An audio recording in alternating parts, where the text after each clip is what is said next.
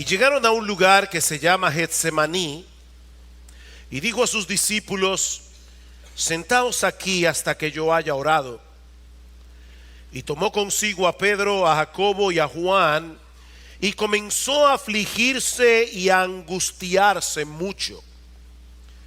Y les dijo: mi alma está muy afligida hasta el punto de la muerte. Quedaos aquí y velad. Adelantándose un poco, se postró en tierra y oraba que si fuera posible pasara de él aquella hora, y decía: Abba, Padre, para ti todas las cosas son posibles, aparta de mí esta copa, pero que no sea lo que yo quiero, sino lo que tú quieras. Entonces vino y los halló durmiendo, y dijo a Pedro: Simón, ¿duermes? ¿No pudiste velar ni por una hora? Velad y orad para que no entréis en tentación. El espíritu está dispuesto, pero la carne es débil. Se fue otra vez y oró diciendo las mismas palabras, y vino de nuevo y los halló durmiendo, porque sus ojos estaban muy cargados de sueño y no sabían qué responderle. Vino por tercera vez y les dijo: ¿todavía estáis durmiendo y descansando? Basta ya, ha llegado la hora. He aquí el Hijo del Hombre es entregado en manos de los pecadores. Levantaos, vámonos, mirad, está cerca el que me entrega. Ayer le comentaba a Salvador en una conversación que tuvimos por WhatsApp. Él me preguntaba: ¿cómo vas con el mensaje de mañana? Y mi respuesta fue que yo sentía que era casi un atrevimiento predicar de este pasaje del Evangelio de Marcos. Y me consuela saber que no soy el único predicador que se ha sentido así a lo largo de la historia. Spurgeon decía que al acercarnos a este pasaje estamos entrando en el lugar santísimo de la vida terrenal de nuestro Señor. Este es un misterio similar al que vio Moisés cuando la zarza ardía en fuego y no se consumía. Ningún hombre puede exponer correctamente un pasaje como este. ¿Oyeron eso, hermanos? Spurgeon, el gran predicador del siglo XIX.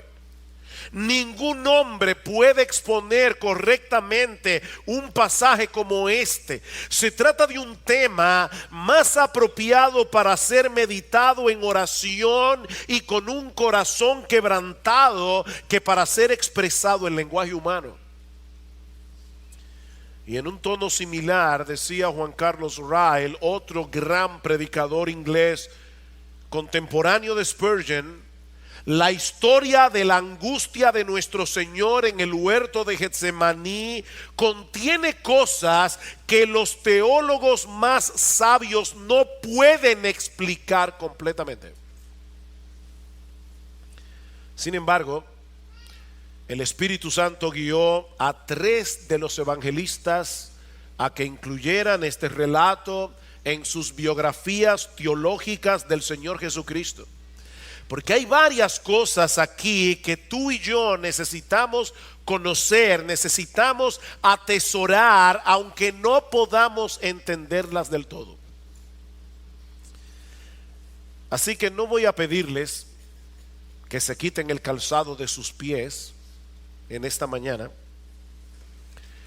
Pero mis hermanos, yo quiero que ustedes entiendan desde el principio de este mensaje que nosotros vamos a estar pisando terreno santo en el día de hoy. Nosotros vamos a estar pisando terreno santo. De verdad, créame, yo me siento que es un atrevimiento tratar de explicar esto. Pero al mismo tiempo sé que es lo que Dios quiere que haga. Porque a través de este pasaje Dios descorre el velo para que nosotros podamos tener un vislumbre de lo que estaba sucediendo en el alma humana de Jesús antes de la muerte en la cruz del Calvario, unas horas antes de su muerte. Se ha dicho muchas veces desde este púlpito que nuestro Señor Jesucristo es 100% Dios y al mismo tiempo 100% hombre, sin que ninguna de las dos naturalezas afecte a la otra en ningún sentido. Es decir, su humanidad no disminuyó en nada sus atributos divinos, pero su naturaleza divina tampoco potencializó ninguna de las capacidades humanas de Jesús. Él no era un Superman. Mis hermanos, Jesús era tan divino como el Padre y tan humano como tú y como yo. ¿Qué misterio? Jesús era tan divino como el Padre, tan divino como el Espíritu Santo y tan humano como tú y como yo, excepto por el hecho de que Él era sin pecado. Y en este pasaje vemos al Dios encarnado enfrentándose a la expectativa de un horror inimaginable. Y mis hermanos, Dios quiso que nosotros, comunes mortales, Dios quiso que nosotros escucháramos el clamor de su Hijo en esas horas previas a la crucifixión. Dios quiso compartir con nosotros ese momento de intimidad, porque hay algunas verdades sobre Cristo, sobre su obra de redención en este pasaje que tú y yo necesitamos conocer. Ahora permítame poner este texto en su contexto antes de explicar lo que Marcos nos relata aquí. Hace unas semanas atrás vimos que Jesús y los discípulos habían celebrado juntos la cena pascual esa noche en el aposento alto. Allí quedó instituida la ordenanza de la cena del Señor y luego partieron hacia el huerto de Getsemaní. Este era probablemente un huerto privado que alguien había puesto a disposición de Jesús durante su ministerio y que él solía usar para apartarse del bullicio de la ciudad y así tener un tiempo a solas con el Señor, o para instruir de manera privada a sus discípulos. Ahora me pone a pensar, mis hermanos, que nosotros no sabemos quién era el dueño de este huerto. No sabemos, era una persona desconocida. Como no sabemos quién era el dueño del burro que Jesús usó para la entrada triunfal en Jerusalén, no sabemos quién era el dueño del aposento alto en el que Jesús celebró la Pascua con sus discípulos. Eso es alentador. Muchas personas desconocidas, y tal vez hay algunos aquí, han servido a Jesús a lo largo de los siglos, desconocidos. Pero todos ellos serán recordados en aquel día en el que cada uno recibirá su recompensa, no por su fama, sino por lo que hicieron para él, aunque nunca nadie se haya enterado. Qué bendición. Marcos nos dice en el versículo 32 que al llegar al huerto de Getsemaní, el Señor ordenó a 9 de sus discípulos que se quedaran en cierto lugar, probablemente cerca de la entrada, mientras él se internaba más profundamente en el huerto con su círculo privado, con Pedro, Juan y Jacobo. Y yo no creo que sea simplemente porque él necesitaba compañía, sino porque ellos necesitaban instrucción. Como líderes del grupo apostólico, ellos necesitaban instrucción, una instrucción que luego iban a traspasar al resto de los discípulos. Por otra parte, no deja de llamar la atención el hecho de que el Señor haya escogido precisamente ese lugar para derramar su corazón en oración delante de Dios, porque la palabra Getsemaní significa prensa de aceite. Allí se cultivaban y se trituraban las olivas, y allí también sería triturada el alma humana de nuestro Señor ante la perspectiva de lo que estaba a punto de ocurrir unas horas más tarde. Y eso nos lleva a la primera escena que encontramos en este pasaje y que hemos titulado una agonía desgarradora. Una agonía desgarradora. Dice en el versículo 33 que el Señor tomó consigo a Pedro, Jacobo y Juan y comenzó a afligirse y a angustiarse mucho. Literalmente comenzó a llenarse de horror y de angustia. Mis hermanos, estas palabras transmiten la idea de ese tipo de horror, de terror repentino que nos abruma ante la contemplación de algo terriblemente espantoso, terriblemente doloroso. La cena pascual había concluido, pero ahora Jesús tenía que experimentar en carne propia aquello que la Pascua simbolizaba. Noten una vez más el versículo 34. Cristo le dice abiertamente a Pedro, a Juan y a Jacobo que su alma estaba muy afligida hasta el punto de la muerte. Y la palabra griega que Marcos usa aquí, perilupos, la palabra periferia, peri es algo que nos rodea. Él está hablando aquí de que estaba abrumado, estaba rodeado, aplastado por la tristeza. Era tal la angustia del Señor que su vida física estaba en peligro. Dice, es hasta el punto de la muerte. Mi cuerpo está a punto de colapsar. La tristeza me embarga de tal manera que estoy a punto de morir. Es lo que Jesús está diciendo a sus discípulos. Mis hermanos, Cristo hubiera muerto en el huerto de Getsemaní de no haber sido por la intervención de Dios. Dice en el pasaje paralelo en el Evangelio de Lucas, en Lucas 22:43, que Dios envió un ángel para fortalecerlo, no para consolarlo, no para aliviar su sufrimiento, sino para fortalecer su cuerpo, de modo que Jesús pudiera proseguir su camino hacia una angustia mayor. De hecho, dice en el versículo 44 de Lucas 22 que después que vino el ángel, no antes, después, yo me imagino la humillación de Jesús. Un ángel tuvo que venir a fortalecer al Hijo de Dios. Y dice Lucas que estando en agonía oraba con mucho fervor y su sudor se volvió como gruesas gotas de sangre que caían sobre la tierra. Eso es lo que se conoce médicamente como hematidrosis. Cuando la tensión alcanza un nivel tan alto que los vasos capilares se revientan y se mezcla la sangre con el sudor.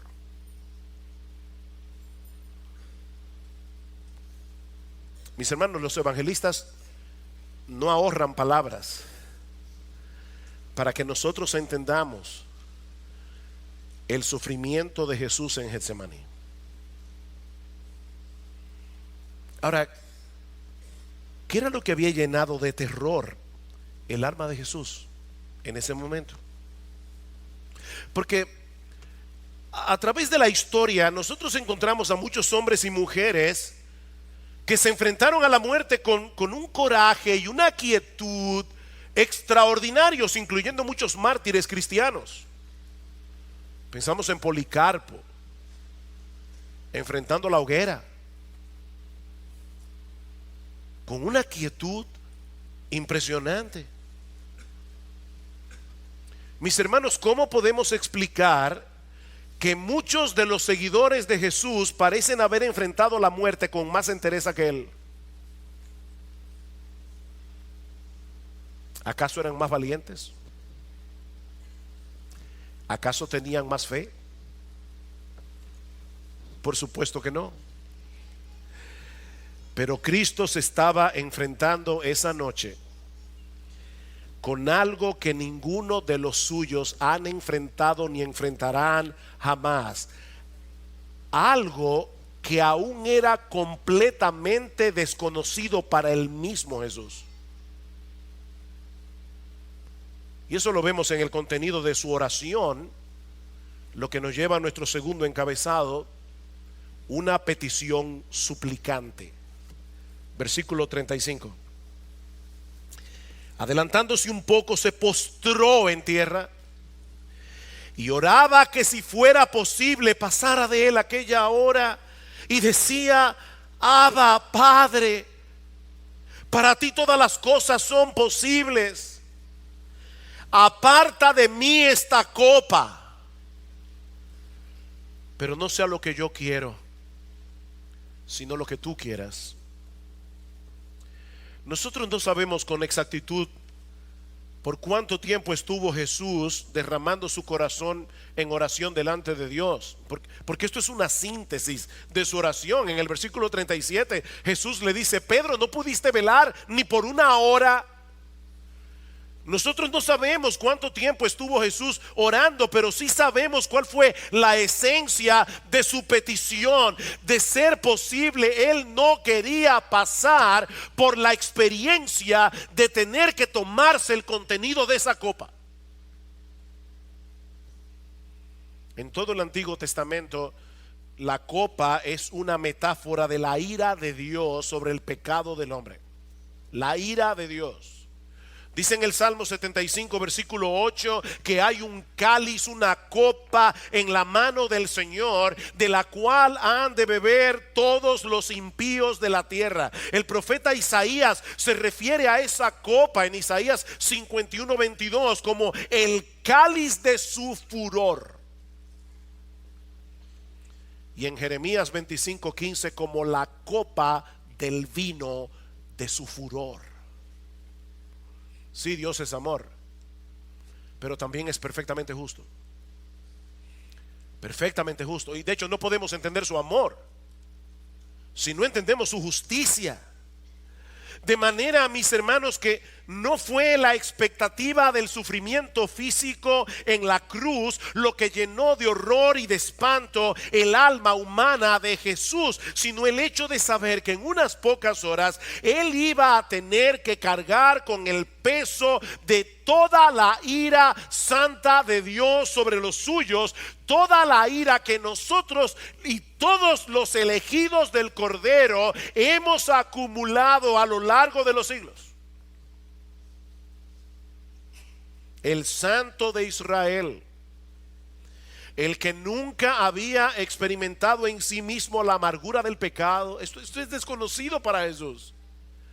El sentimiento de la culpa, el sentimiento de la vergüenza por haber transgredido la ley moral de Dios. Por primera vez en su vida, Jesús iba a experimentar el abandono de su Padre, la ruptura de esa comunión que había disfrutado con él desde siempre, al hacerse pecado y maldición por culpa tuya y por culpa mía. Al que no conoció pecado, por nosotros Dios lo hizo pecado. Por nosotros, a favor de nosotros, por causa de nosotros, Dios lo hizo pecado. Cada crimen, cada blasfemia, cada desobediencia, cada motivación o pensamiento pecaminoso de todos aquellos que él vino a salvar serían descargados sobre él en la cruz del Calvario. Mis hermanos, Cristo iba a sufrir literalmente miles de infiernos concentrados en esa cruz. El infierno que todos nosotros merecemos por nuestros pecados sufridos en un instante.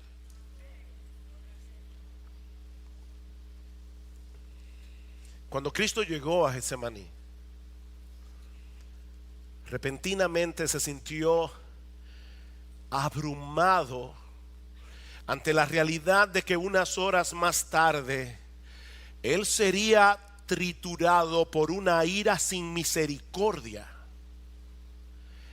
para hacer posible que los creyentes pudiéramos disfrutar de una misericordia sin ira.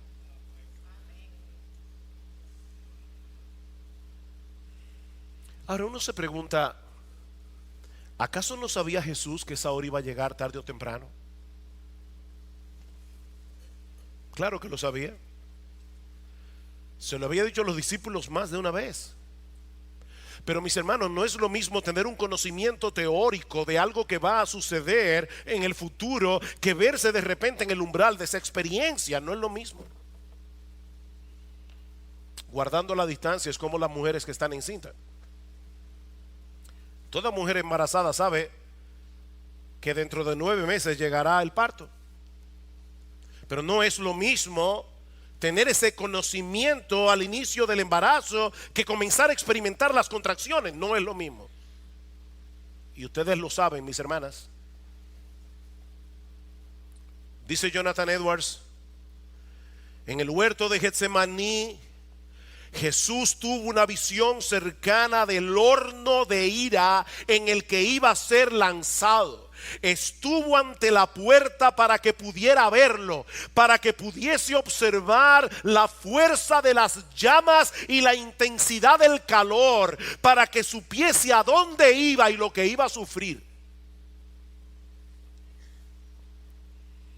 Y no olviden, mis hermanos, lo que decíamos al principio de este mensaje: Jesús era tan divino como el Padre y tan humano como tú y como yo.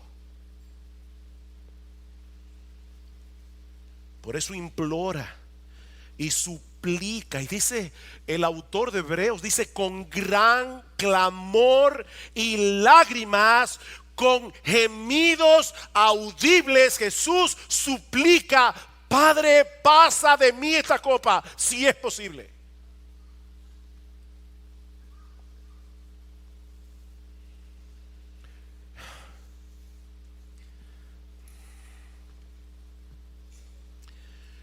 Miren, mis hermanos, Jesús quiso decir lo que dijo. Esto es un misterio. Como decíamos al principio, esto es incomprensible. Pero, mis hermanos, el alma humana de Jesús, rota en 1000 pedazos, está buscando otra alternativa para cumplir la misión que se le ha encomendado, pero sin tener que tomarse esa copa.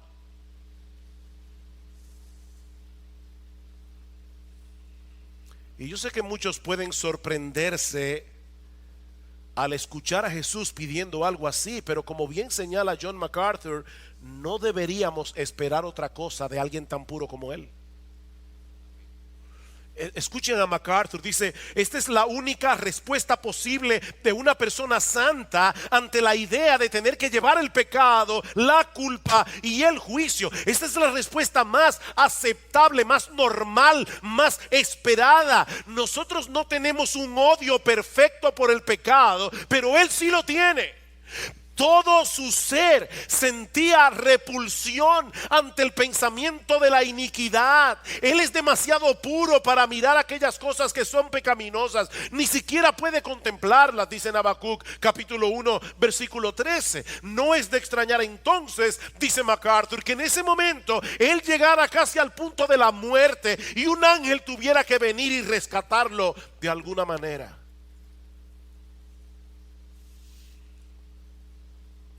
Abba, Padre. Ese es un término tan afectuoso. De hecho, ningún judío usaba esa expresión para hablar con Dios. Es casi papito mío. Abba, Padre.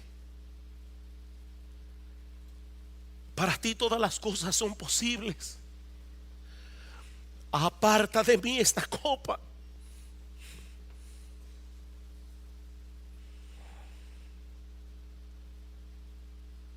Sí, teóricamente todas las cosas son posibles para Dios, pero esto que Jesús está pidiendo como hombre no era posible. No era posible. Para que Dios pudiera mostrarnos su misericordia sin pasar por alto su justicia, el Hijo de Dios tenía que sufrir el castigo que todos nosotros merecemos por nuestros pecados. No había otra manera. Por eso alguien decía que aunque Cristo vino a predicar el evangelio, el objetivo principal de su venida es que hubiese un evangelio que predicar.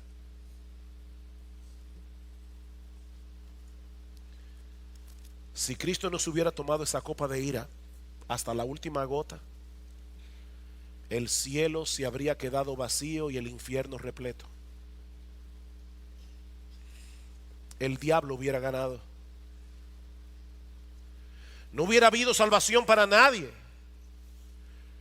porque entonces esa copa de ira te la habrías tenido que tomar tú, o me la habría tenido que tomar yo.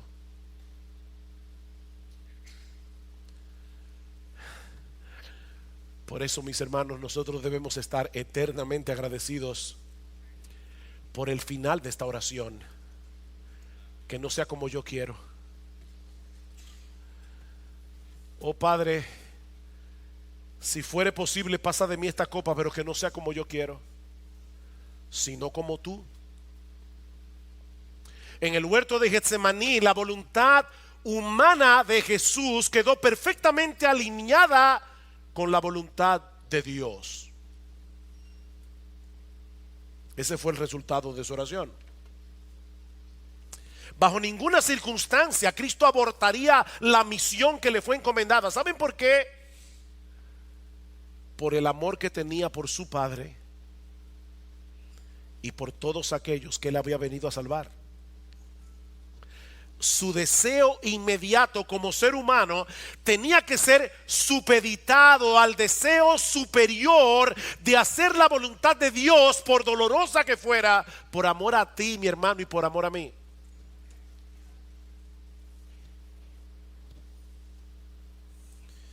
Por horrible que fuera el sufrimiento, ningún obstáculo era lo suficientemente grande como para impedirle a Jesús continuar el camino de la obediencia.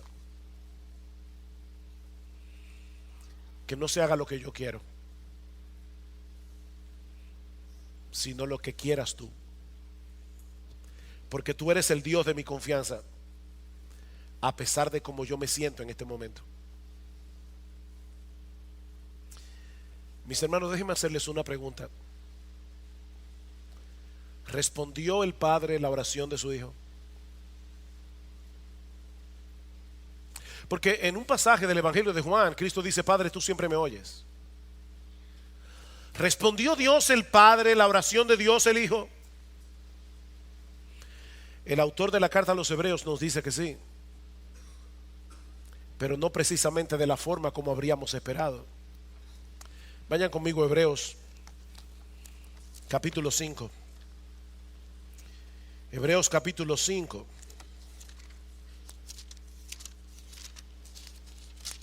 Versículo 7.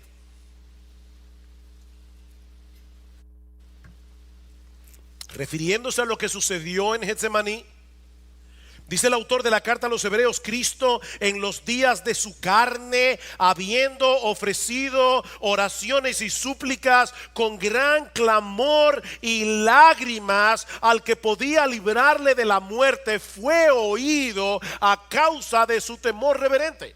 Y aunque era hijo, aprendió obediencia por lo que padeció, y habiendo sido hecho perfecto, vino a ser fuente de eterna salvación para todos los que le obedecen, siendo constituido por Dios sumo sacerdote según el orden de Melquisedec. Wow. Hay demasiado aquí que no podemos explicar por causa del tiempo, pero lo que el autor de esta carta está tratando de hacernos ver es que Jesús es un sumo sacerdote infinitamente superior al que tenían los judíos en el Antiguo Testamento, porque Él se identificó plenamente con nosotros y puede compadecerse de nuestras debilidades. Y para probar su punto, el autor nos lleva a ver a Jesús postrado en debilidad en el huerto de Getsemaní, trayendo su causa delante de aquel que podía librarlo de la muerte.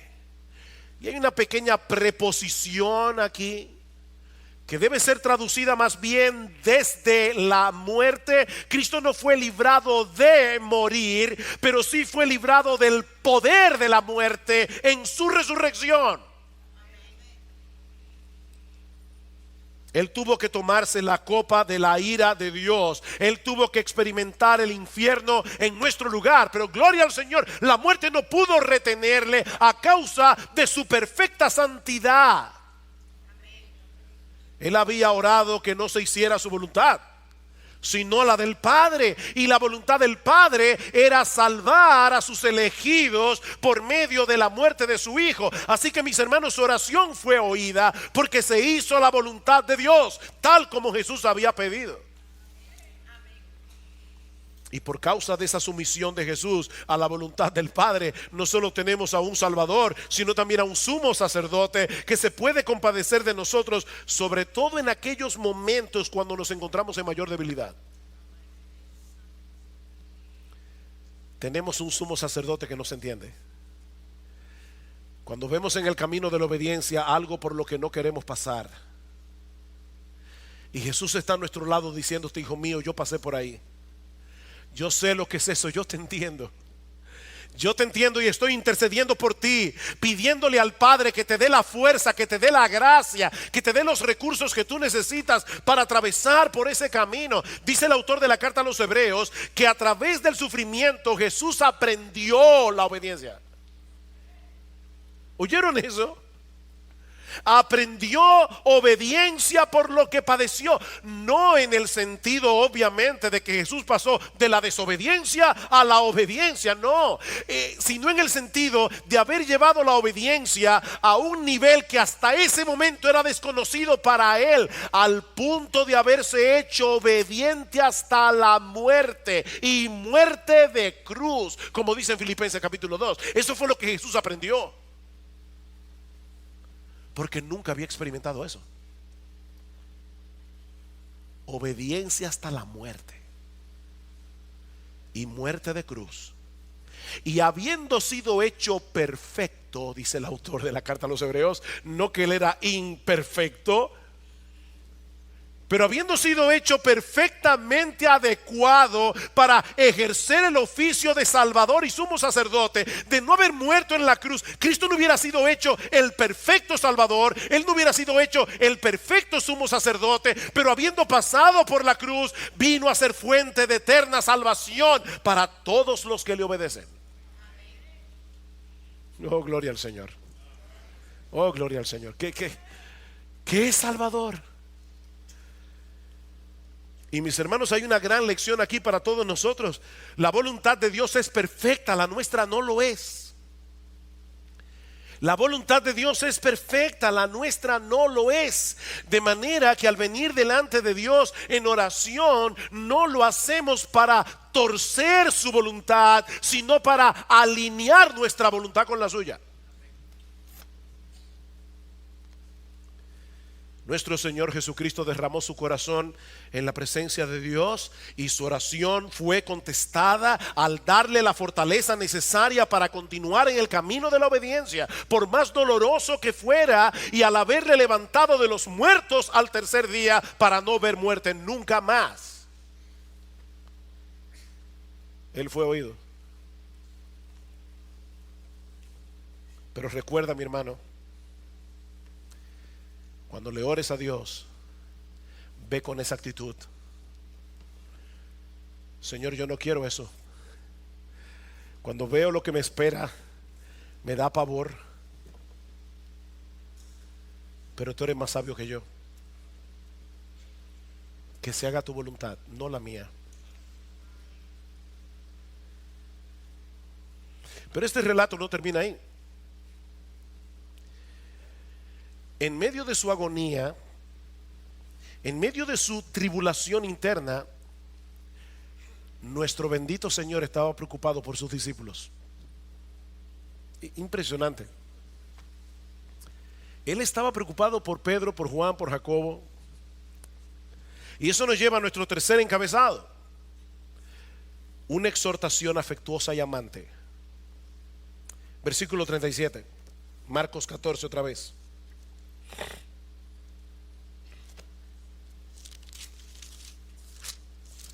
Dice: entonces vino y los halló durmiendo, y dijo a Pedro: Simón, ¿duermes? ¿No pudiste velar ni por una hora? Velad y orad para que no entréis en tentación. El espíritu está dispuesto, pero la carne es débil. Mis hermanos, no debemos perder de vista lo que está sucediendo aquí. En su hora de mayor angustia y turbación, Jesús está preocupado por la condición espiritual de sus discípulos, a tal punto que detiene su tiempo de oración y comunión con el Padre para ir a advertirles que no bajaran la guardia. Y lo hizo 3 veces. Eso es impresionante. Jesús está orando y de repente él estaba llorando, él estaba angustiado, él estaba horrorizado, pero en ningún momento se olvidó de sus discípulos. Y 3 veces detiene su oración. Versículo 40. Y vino de nuevo y los halló durmiendo, porque sus ojos estaban muy cargados de sueños y no sabían qué responderle. Vuelve a orar. Versículo 41. Vino por 3ª vez y les dijo: ¿todavía estáis durmiendo y descansando?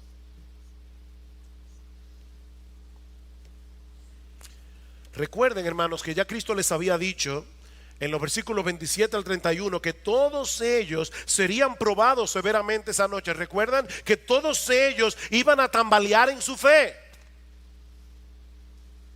Aún les había dicho que el diablo los había pedido para zarandearlos como a trigo, como dice en el Evangelio de Lucas. Pero en vez de permanecer en vela y orando, ellos estaban dormidos. Y ya me imagino a algunos aquí pensando: bueno, pero era tarde en la noche, ellos estaban agotados.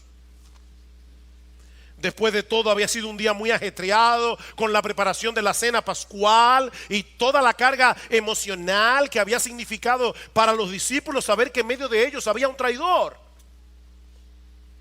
¿No deberíamos ser un poco más comprensivos con los discípulos, dadas las circunstancias?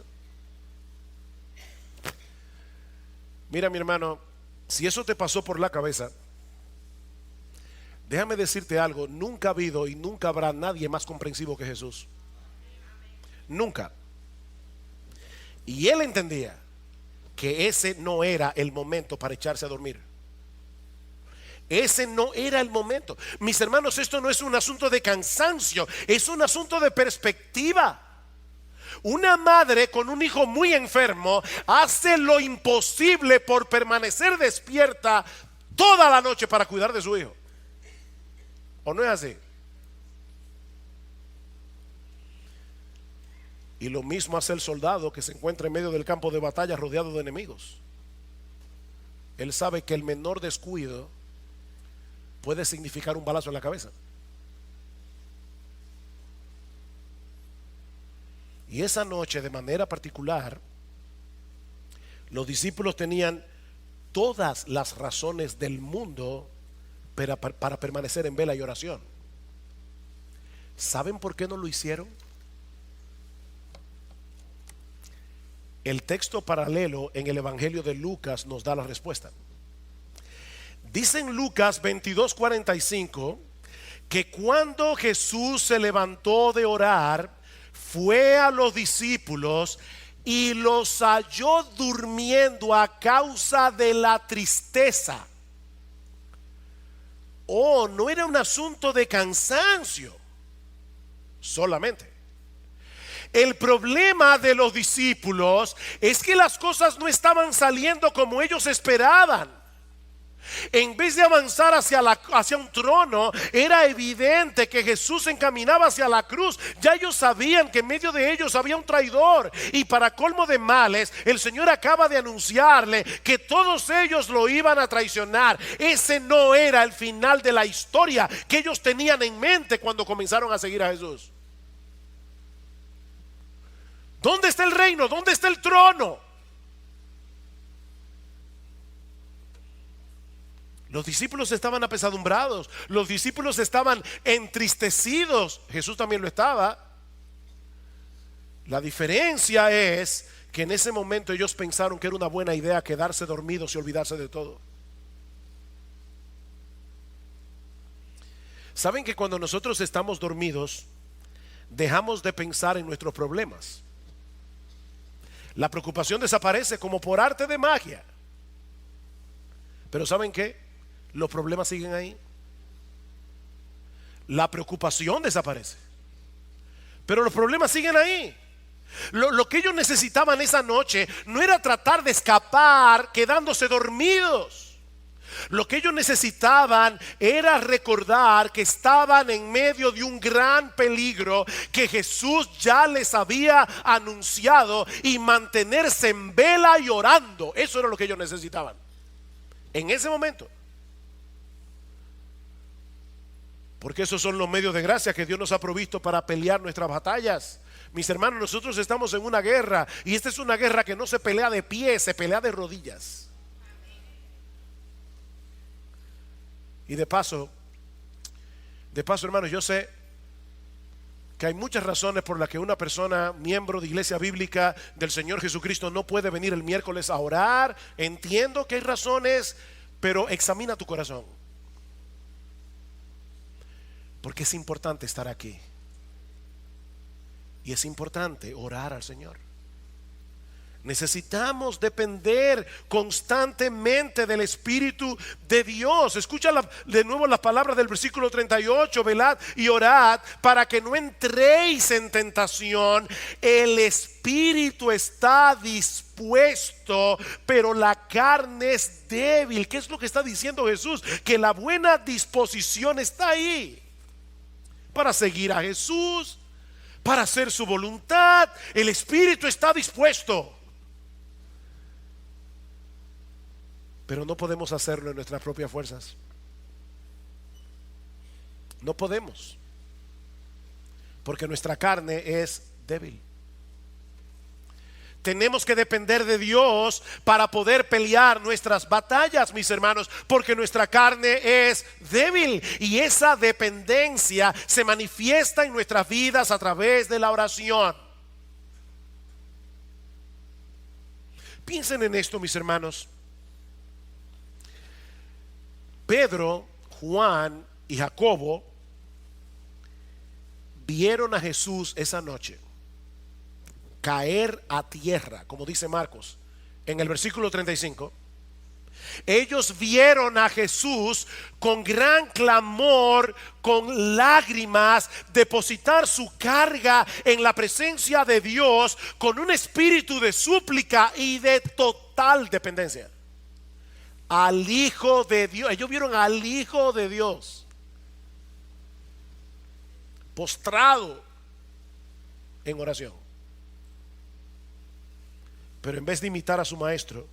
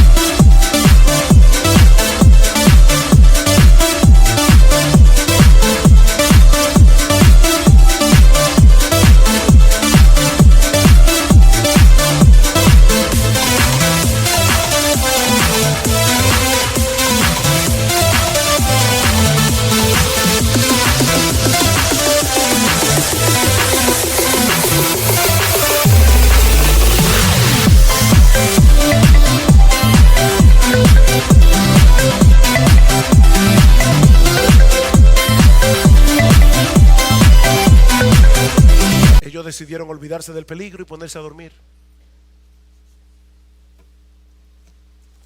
El que no podía pecar está clamando en oración, y los que están a punto de ser zarandeados por el diablo están durmiendo. Qué ironía. Y mi hermano, antes de condenar a los discípulos, examínate tú.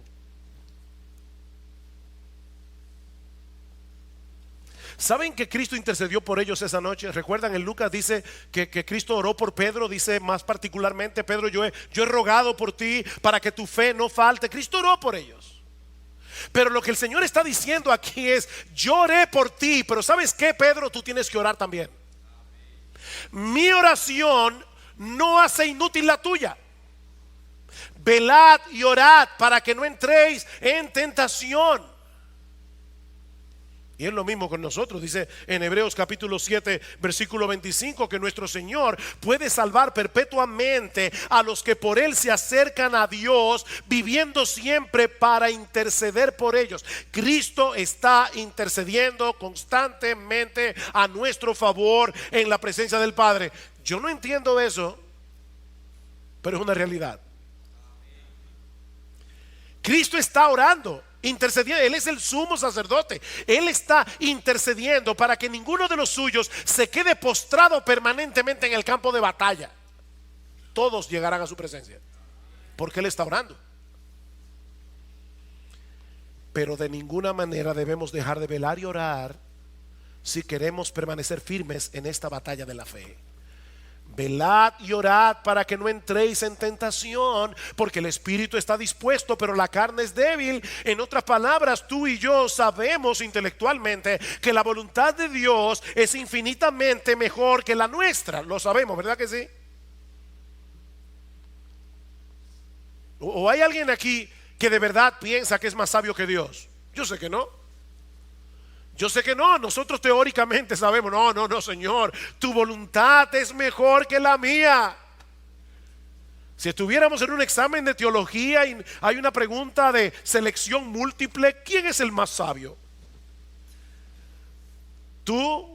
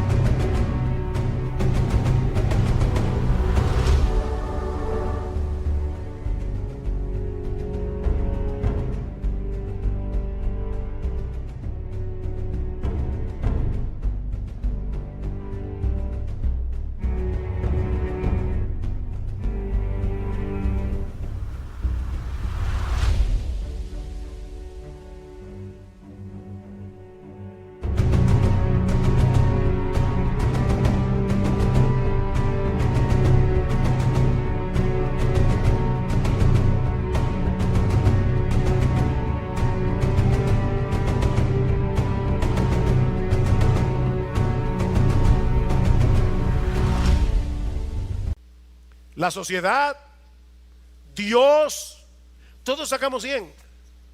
No, Dios es el más sabio. Pero hermanos, qué difícil es para todos nosotros, incluyéndome a mí, transitar por el camino de la obediencia cuando el otro sendero parece más fácil y más placentero. ¿O no es así? Qué difícil es. Vela y ora, mi hermano, para que no entres en tentación. Pídele a Dios cada día, pídeselo, que te libre de salirte con la tuya. Pídele eso a Dios. Pídele que te libre de hacer tu propia voluntad en vez de hacer la suya, por más dolorosa que la suya parezca. Porque nunca encontrarás un mejor camino para ti que aquel por el que Dios te está guiando por medio de su palabra.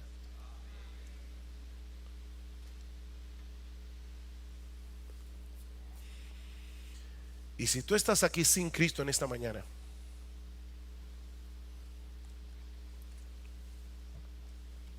déjame compartir contigo una historia antes de concluir. Hace unos años salió publicado en una revista de National Geographic que después de un incendio en el Parque Nacional de Yellowstone, algunos guardas forestales subieron a una montaña para inspeccionar los daños. Y uno de los guardas encontró un pájaro que estaba carbonizado y petrificado, cubierto por las cenizas, acurrucado a los pies de un árbol. Y dice que desolado ante aquella imagen espeluznante, el guarda golpeó el pájaro con un palo y 3 pajaritos diminutos salieron corriendo de debajo de las alas de su madre muerta. Cuando el fuego llegó, la madre se mantuvo firme en lugar de huir, y los que estaban bajo sus alas sobrevivieron. Yo pienso que esa analogía en el contexto de este mensaje no necesita explicación. Ante la perspectiva horrorosa de tener que ser fulminado por la ira de Dios por causa de nuestros pecados, el Señor Jesucristo se mantuvo firme en el camino de la obediencia, proveyendo al pecador el único refugio seguro para el día del juicio. Mira, mi amigo, si hubiera sido posible para Dios perdonar nuestros pecados sin la muerte de Cristo en la cruz, puedes estar completamente seguro que el Padre no habría permitido que su Hijo amado pasara por esa experiencia tan abrumadoramente dolorosa. Pero no era posible. Jesucristo tenía que beberse esa copa hasta la última gota para que el Dios de toda justicia pudiera recibirnos en su presencia. Él tenía que sufrir el infierno para que nosotros no fuéramos a ese horrible lugar. Y es ese Dios, mi amigo, el que ahora te invita a responder en arrepentimiento y fe al mensaje del Evangelio, entregándote por entero a Jesucristo para vivir únicamente para Él. Existe un solo camino al Padre, y no es una religión, no es una filosofía, es una persona. Es una persona que, siendo Dios, se hizo hombre para pagar nuestra deuda con la justicia divina, para que todo aquel que en Él cree no se pierda, mas tenga vida eterna. Ven a ese refugio y ven hoy, porque recuerda, este puede ser el último sermón que escuches en tu vida, como puede ser el último sermón que yo predique. Oh, que Dios bendiga su palabra en esta mañana.